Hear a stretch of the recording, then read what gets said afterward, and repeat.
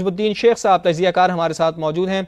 नजमुद्दीन शेख साहब, बहुत शुक्रिया आपके वक्त के लिए। फरमाइएगा कि मुल्क में अब आप क्या समझते हैं कि बांग्लादेश में आम इंतखाबात तो ही होंगे, यही एक वाहिद हल है, चूंकि पार्लियामेंट तो अब तहलील कर दी गई है।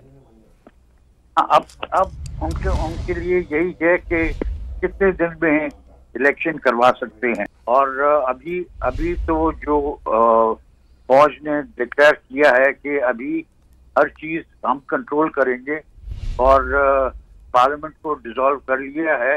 अब जब तक के नई पार्लियामेंट बने तब तक हर चीज मिलिट्री के हुकूमत के साथ, तो मिलिट्री के कमांड में होगी और वही फैसले करेंगे। तो ये एक तरीका है जो कि पहले हमारे यहाँ तो हो चुका है, लेकिन उनके यहाँ ये पहली मर्तबा हो रहा है। और इसमें तो बात देखने वाली है वो ये कि मिलिट्री के जो लोग हैं, जो अभी कमांडर हैं, वो हसीना वाजिद के साथ उनके गहरे ताल्लुकात थे, रिश्ते भी थे। और उसके बावजूद जब इस किस्म की सूरत हाल पैदा हुई है तो उन्होंने कहा है कि पार्लियामेंट को डिसॉल्व करके और अब नए तौर पे जब तक हुकूमत बने तब तक सिर्फ फौज ही हुकूमत करेगी। अब इसमें आपको कुछ नजर आएगा कि पाकिस्तान की तरह की बात है, लेकिन मैं समझता हूँ वहाँ पे जरा मुख्तलिफ चीज है, क्योंकि फौज वाले जो हैं उनकी बहुत गहरे ताल्लुकात है हसीना वाजिद के साथ भी और हसीना वाजिद के रिश्तेदारों के साथ भी। तो एक नई सिचुएशन है, कॉम्प्लेक्स सिचुएशन है। इस वक्त कोई पेशन गोई करना कि किस तरफ जाएगा ये मामला, मैं समझता हूँ काबिल वक्त है। ये वाज़ेह है कि अब स्टूडेंट्स ने शहर पे कब्जा किया हुआ है और उनके डेमोन्स्ट्रेशन चल रहे हैं और पुलिस उनको रोक नहीं सक रही, क्योंकि इतनी बड़ी तादाद में है कि पुलिस उनको रोक नहीं पा रही। तो ये इसमें कुछ चीजें इस किस्म की हैं जिससे मालूम होता है कि ये रोजगार का एक सवाल है और एहतजाज भी इस वजह से हो रहा है। जो एहतजाज करने वाले हैं वो लोग हैं जो कि पढ़े लिखे हैं लेकिन उनके पास रोजगार नहीं है और वो चाहते हैं कि कोई ऐसा हल ढूंढा जाए जिससे उनके लिए रोजगार पैदा हो जाए। जी अच्छा, नजमुद्दीन शेख साहब, अब चूँकि पार्लियामेंट भी तहलील हो गई है, अगर तो अबूरी हुकूमत को तश्कील दिया जाना है तो वो तो फिर फौरी तौर पर तश्कील दिया जाएगा। अगर इसमें किसी किस्म की कोई ताख़ीर होती है तो आप क्या समझते हैं कि फिर किसी किस्म का कोई बहरान पैदा हो सकता है अबूरी हुकूमत की तश्कील अगर फौरी तौर पर ना की जाए तो? देखिए, हुकूमत तो तश्कील हो जाएगी। अच्छा, नजर में इस वक्त फौज को पता है कि उनके पास उस किस्म की महारत नहीं है, उस किस्म की सिविल एडमिनिस्ट्रेशन की महारत नहीं है जिससे वो हुकूमत चला सकें।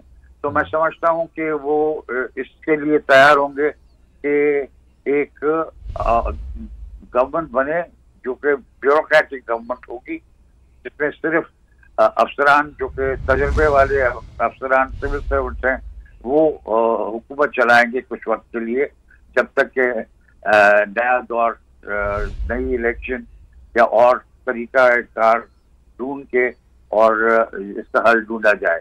इस वक्त सबसे बड़ा मसला ये है कि जो एहतजाज है स्टूडेंट्स की तरफ से, उन स्टूडेंट्स को की ख्वाहिशात को कैसे पूरा किया जाए और अगर न पूरा किया जाए तो किस तरह कंट्रोल किया जाए।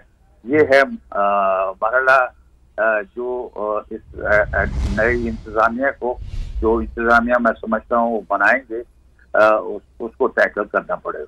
और चांसेस आप कितने देख रहे हैं? अभी भी हमने देखा कि खालिदा ज़िया साहिबा जो साबिक़ वज़ीर आज़म थी, शेख हसीना वाजिद हमेशा उनसे नाला ही रहती थी, ये हमने देखा है। और एक मजबूत अपोजिशन तो जो बांग्लादेश में रही है वो खालिदा ज़िया साहिबा की ही रही है। उनका भी जेल से बाहर आना, कोई किरदार आप देख रहे हैं मुस्तकबिल में उनका बांग्लादेश में?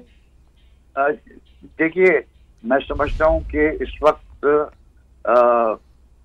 जो सियासतदान हैं उनका कोई खास किरदार नहीं होगा।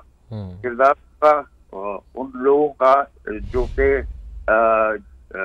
चुन के फौज लगाएगी, जो कि सिविल सर्वेंट्स होंगे और वो हुकूमत चलाने के लिए नहीं, लेकिन इंतजामिया चलाना होगा। और तो वो इंतजामिया के लिए अब मैं समझता हूँ कि आपकी एक सिविल सर्विसेज की ब्यूरोक्रेटिक एक इंतजामिया बनेगी और उसके साथ वो कुछ वक्त के लिए चलाएंगे जब तक कि स्टूडेंट्स पे भी कुछ कंट्रोल हो जाए और स्टूडेंट्स की जो अभी डेमोन्स्ट्रेशंस हैं उसको उनको कम कर लिए जाए। इस वक्त तो मालूम होता है कि पुलिस डेमोन्स्ट्रेटर्स को कंट्रोल नहीं कर सक रही, लेकिन आखिर चलना है मुल्क को, तो स्टूडेंट्स इसको समझते हैं और समझ जाएंगे। और मैं समझता हूँ कि कुछ वक्त लगेगा, लेकिन ये स्टूडेंट्स वापस चले जाएंगे और एक ब्यूरोक्रेटिक गवर्नमेंट बनेगी। जी, अच्छा शेख साहब ये भी फरमाइएगा कि अगर हम ये देखें 1 महीने से यहाँ पर मुजाहरा हो रहा था और गैर हतमी जो इतलात हैं उसके मुताबिक मुतअद्दिद अफराद, इसमें सैकड़ों अफराद इसमें इन मुजाहिरों में हलाक हुए हैं, पुरतशद्दुद वाक़यात हुए हैं। तो ज़िम्मेदारी किसके ऊपर आयद होती है? क्या शेख हसीना वाजिद के ऊपर इसकी ज़िम्मेदारी आयद होती है? अगर तो उनके ऊपर ज़िम्मेदारी आयद होती है तो फिर जवाब तो देना पड़ेगा फिर उन्हें। जी बिल्कुल। अब ये सवाल है कि इस वक्त हिंदुस्तान का इसमें क्या किरदार होता है। जी, अभी भी पहली पनाह तो हसीना वाजिद ने हिंदुस्तान में ली है, हालांकि उसने अप्लाई किया है और उसको शायद बहन की सिटीजनशिप की वजह से यूके में पनाह मिल जाए। लेकिन ये है कि अभी आपने देखा कि जब वो वहाँ पहुंची हैं तो हिंदुस्तान के जो नेशनल सिक्योरिटी एडवाइजर हैं और जो मिलिट्री ऑफिसर्स हैं उन्होंने उनको रिसीव किया है और उनसे बातचीत की है। और हिंदुस्तान का असर तो रहेगा। अब उसको किस हद तक कम होगा इस तरह भी पूरी तरह से कब्ल वक्त है कहना, क्योंकि हिंदुस्तान की जरूरत भी पड़ती है बांग्लादेश को। बांग्लादेश के जो हिस्से हैं उनको एक दूसरे के साथ मिलाने के लिए हिंदुस्तान का रास्ता अख्तियार करना उनके लिए जरूरी है। और वो नहीं चाहेंगे जब ये थोड़ी ये ठंडक होगी, थोड़ी ये अभी जो गर्मी है स्टूडेंट्स की कम होगी, तो वो देखेंगे कि उसके बगैर उनका गुजारा नहीं है अगर बांग्लादेश को बांग्लादेश रखना है। अच्छा शेख साहब ये भी फरमाइएगा कि 15 साल से ज़ायद शेख हसीना वाजिद ने बांग्लादेश में हुकूमत की है। गो के उनके हामी ये कहते हैं कि उन्होंने तो मुल्क का नक्शा ही बदल कर रख दिया, लेकिन उनके जो मुखालिफिन हैं वो ये कहते हैं कि शेख हसीना वाजिद के दौर में जबरी गुमशुदगियाँ हुई हैं, मावराए अदालत कत्ल हुए हैं और ख़ास तौर पर हिज़्ब इख्तिलाफ की जो शख्सियात हैं वो उनको उन्होंने बड़ा टफ टाइम दिया है। तो आप क्या समझते हैं कि क्या वाकई उनका दौर ऐसा था? आपने किस तरह से इसको स्टडी किया उनके दौर को?